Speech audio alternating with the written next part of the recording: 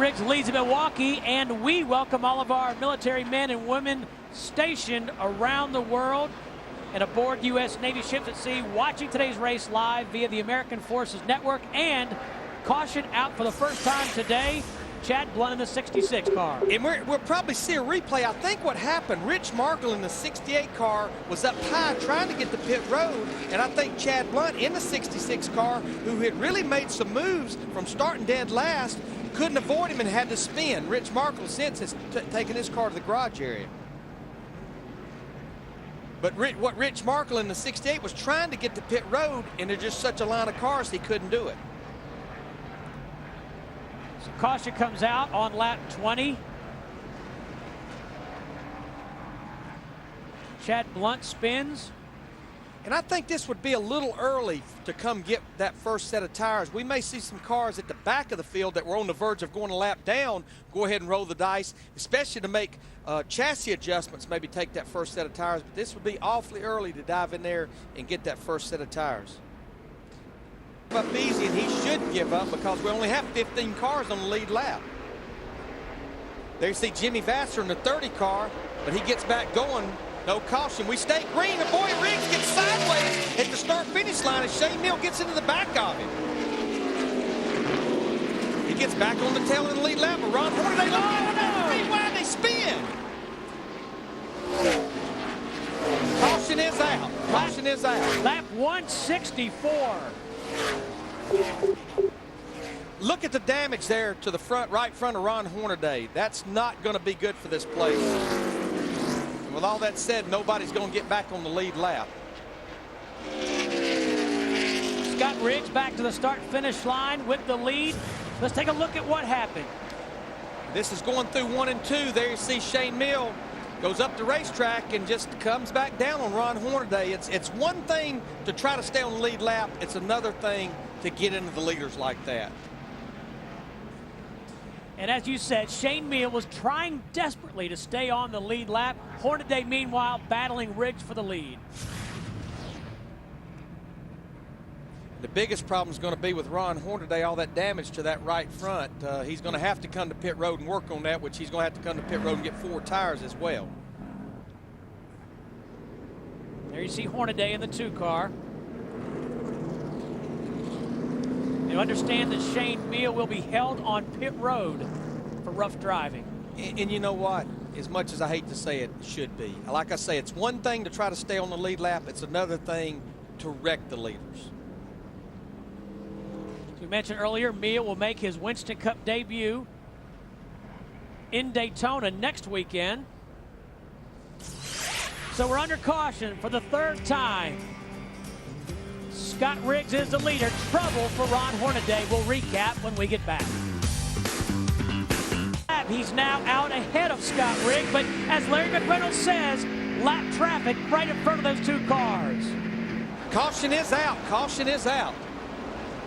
27 car of Joey Clanton has gone around. Caution out for the 4th time on lap 231. Now, I think who's going to determine the outcome of this race is possibly, if these cars come to pit road, who can get off pit road the quickest. And we may see a little bit of a gamble with some right side tires, but I'm going to tell you what, I know what DW will be telling me right now. Look, I've been out there for 70-something laps. Give me 4 tires or I ain't a-leaving. I'm not leaving until you give them to me.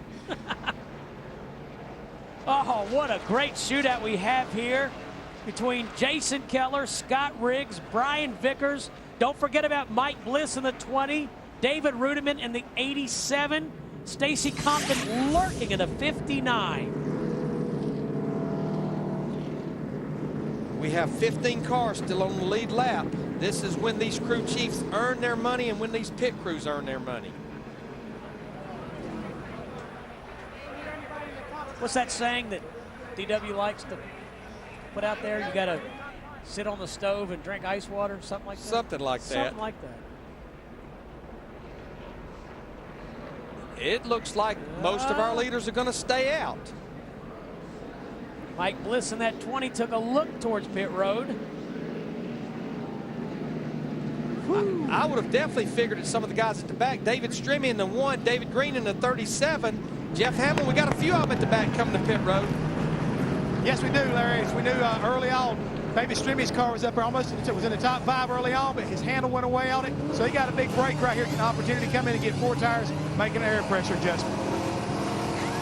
Yeah, we're seeing David Strimmy, David Green, Todd Bodine, Ron Hornaday, and Damon Lusk in the 6th car, still on the lead lap. They're doing something inside the race car of Damon Lusk's car, though. They're not even changing tires, just a little bit of fuel, and doing something on the right side. You know, Larry, while we have a moment to catch our breath, I feel badly for Ron Hornaday.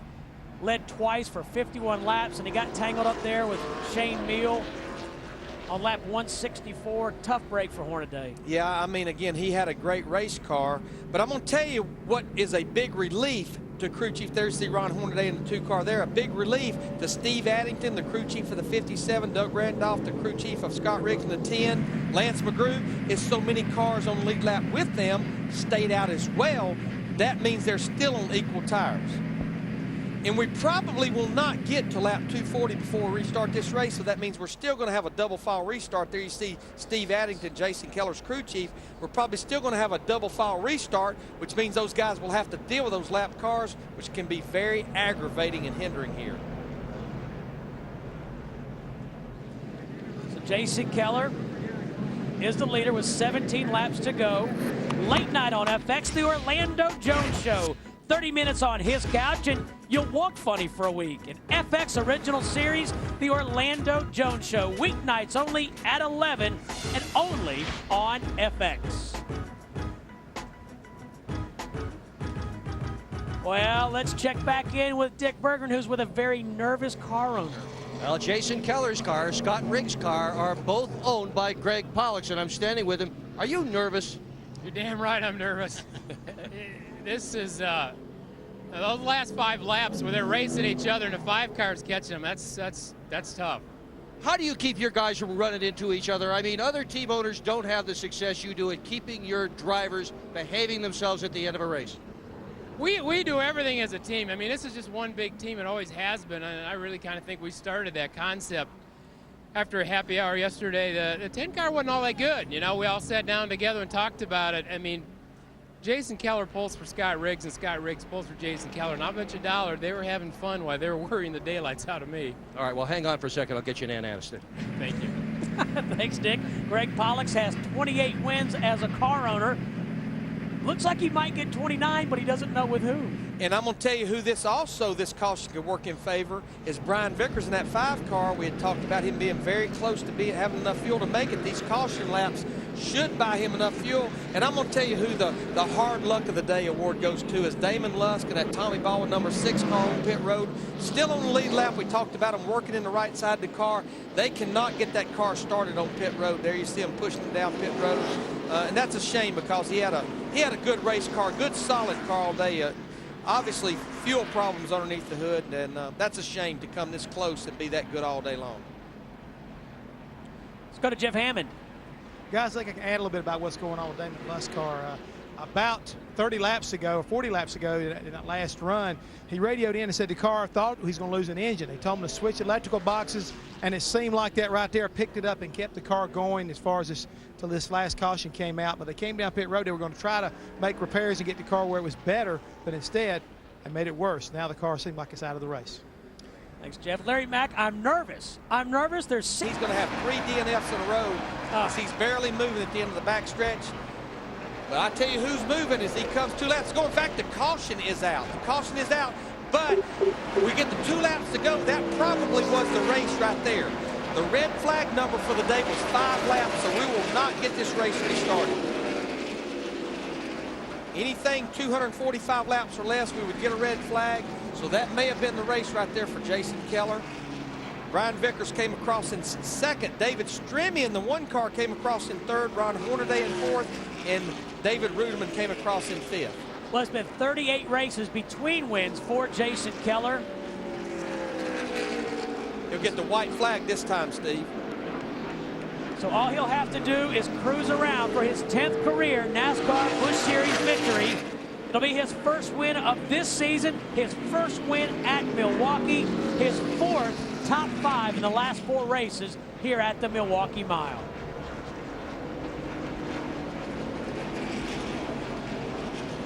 See Ron Hornaday congratulate Jason Keller.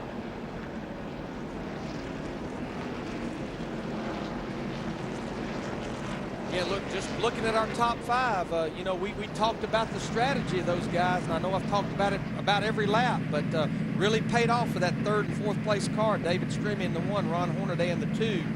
Came to pit road, got their 4 tires, and it has paid off. And look, Jason's kept his Harley-Davidson sticker. I was sure that was going to be out the window. The speed has slowed down, so now the sticker's back in place. I think he'll make it around to the checkered flag. So big day for Jason Keller and the PPC Racing team. Keller was winless in the 2003 season after winning 4 times a year ago. He'll become the 11th different winner in 17 races. This right here, when he sees the checkered flag, that officially marks the halfway point of the 2003 Busch Series season.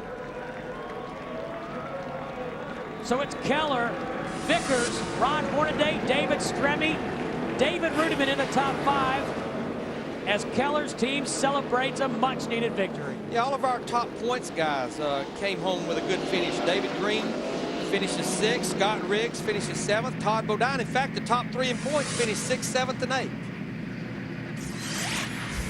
So Jason Keller wins the GNC 250 here at the Milwaukee Mile. We'll take a break and come back and talk to your winner.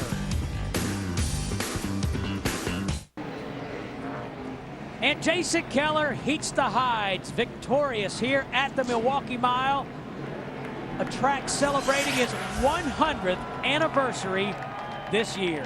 You just knew it was only a matter of time before Jason Keller made it to victory lane, and of all places, Milwaukee. But I think Jeff Hammond's with the man that came home a very competitive 3rd. Well, right now, guys, believe it or not, if you look down at that foot, it's a little bit hot. He came in here. Dus és 100 fölfele. 100 fölfele, jobb 2 tempó, 20-ra bal 2 tempó, 25-ra bal 2 tempó, 25-re bal 2 szűk, bal 2 szűk, és bal 2, és bal 2, majd 50-re jobb 2, itt a bal 2, és 50-re jobb 2, jobb 2, majd szűk 50-re jobb 3 az aszfaltra, szűk 50-re jobb 3 az aszfaltra.